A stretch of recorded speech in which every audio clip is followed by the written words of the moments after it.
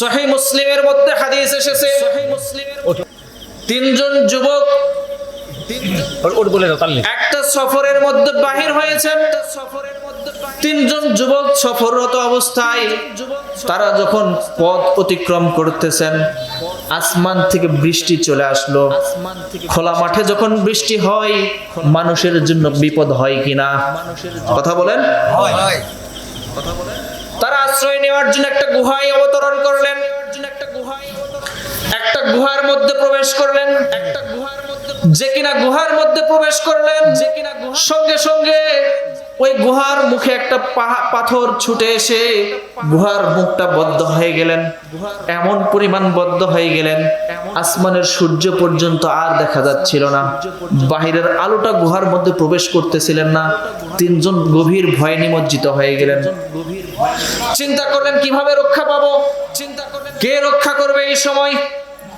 এমন গুহার মধ্যে প্রবেশ করেছে, পাথরটা এমন ভাবে মুখে আটকে পড়েছে, ভিতরের শব্দ বাহিরে যায় না, বাহিরের শব্দ ভিতরে আসে না।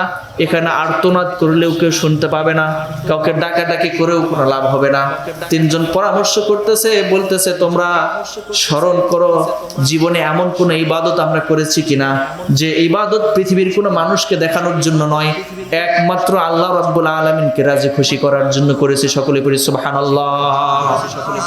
তোমরা খোঁজো জীবনে এমন আমল আমাদের হয়েছে কিনা যে আমল আল্লাহর ভয়ে, আল্লাহকে রাজি খুশি করার জন্য, আল্লাহর সন্তুষ্টির জন্য আমরা করেছি, কিন্তু মানুষকে দেখানোর জন্য আমরা করি নাই।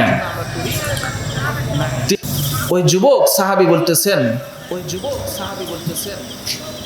আমার জীবনে আমি একটা আমল করতাম আল্লাহর ভয়ে। কার ভয়ে?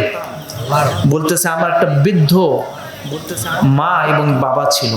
কি ছিল? বৃদ্ধ মা বাবা ছিল, আমার সন্তান ছিল, আমার স্ত্রী ছিল, আমি একজন রাখাল ছিলাম, মেষ চারাতাম। একদিন চরণভূমিতে কাছে খাবার না পেয়ে অনেক দূরে আমি চলে গেলাম। দূর থেকে বাড়িতে ফিরে আসতে আমার রাত হয়ে গেল। আমি প্রতিদিন আমার মেষকে খাওয়াই বাড়িতে নিয়ে এসে দুধ দহন করে সর্বপ্রথম আগে মা বাবার মুখে উঠাই দিতাম। সকলে বলি সুবহানাল্লাহ। এখন তো আমাদের সমাজের যুব সমাজ খাবার নিয়ে এসে খাবার পকেটে করে নিয়ে গিয়ে স্ত্রীর হাতে দেয়। কথা কি ভুল বললাম চেয়ারম্যান সাহেব? ভুল বললাম? খাবারটা স্ত্রীর হাতে দেয়, মা বাবাকে দেয় না। এমনকি স্বামী স্ত্রী মিলে ঘরের মধ্যে বসে খাবার খায়, মা বাবাকে খোঁজও নেয় না। একটু যে সিটা ফোঁটা দিবে এরকম সন্তানও দুনিয়াতে আছে, মা বাবাকে সিটা ফোঁটা খাবার পর্যন্ত দেয় না। কথা কি ভুল বললাম? এই গাহন সমাজে এরকম সন্তান আছে না নাই?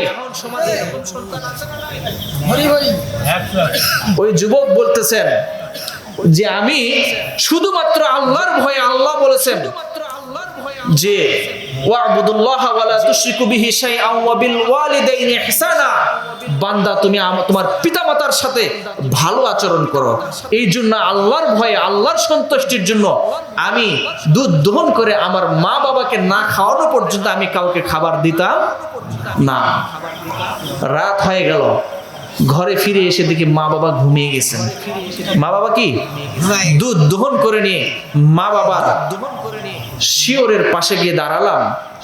শয়ন কক্ষে প্রবেশ করে মা বাবার পাশে দাঁড়ালাম। আবার ভাবতেছি যদি ডাক দিই ঘুম নষ্ট হবে, মা বাবা কষ্ট পাবে, না বাবা মাকে কষ্ট দিব না। এই খাবার নিয়ে সারা রাত দাঁড়িয়ে থাকলাম। সুবহে সাদিকের সময় যখন আমার মা বাবার ঘুম ভেঙে গেল, সর্বপ্রথম ওই মা এবং বাবাকে দুধ পান করানোর পরে তারপর আমার সন্তান এবং স্ত্রীকে দুধ পান করেছি। সকলেই বলি সুবহানাল্লাহ। আয় আল্লাহ, ওই দিনের ইবাদতটা যদি আমি তোমাকে খুশি করার জন্য করে থাকি, তাহলে তুমি পাহাড়ের পাথরটাকে এতটুকু সরায় দাও যেন বাহিরের আলোটা ভিতরে প্রবেশ করে। সকলে বলি সুবহানাল্লাহ। এই যুবক এই বলে দোয়া করার সঙ্গে সঙ্গে পাহাড়ের পাথরটা একটু সরে গিয়েছে। 3 ভাগের 1 ভাগ, 3 ভাগের 1 ভাগ সরে গিয়েছেন। দ্বিতীয় যুবক বলতেছেন, আয় আল্লাহ, আমার একজন পরমা সুন্দরী চাচাতো বোন ছিল। পৃথিবীর সমস্ত যুবকের মতো আমিও তাকে ভালোবাসতাম।